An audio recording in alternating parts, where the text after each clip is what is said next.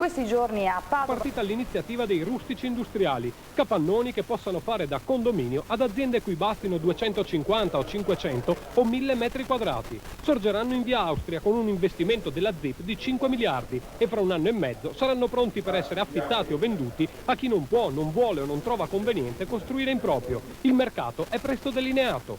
Innanzitutto quello degli artigiani, dei piccoli imprenditori e poi quello delle aziende di innovazione, quelle che hanno bisogno di poco spazio inizialmente per poi poter crescere liberamente. Le finiture dei capannoni saranno parziali, pronte cioè con tutti gli allacciamenti base, fibre ottiche comprese, ma potranno essere completate secondo le esigenze di ciascuna ditta, con vantaggi evidenti. Il fatto di avere la possibilità di una locazione su un immobile nuovo che non pone vincoli dal punto di vista della produzione, anche di poter comprare dei moduli che naturalmente sfruttano in maniera molto più adeguata il terreno e quindi a minor costo rispetto a quello che avrebbe comprando un lotto ed edificando. E appena piazzati questi, la ZIP è già pronta al raddoppio dell'area.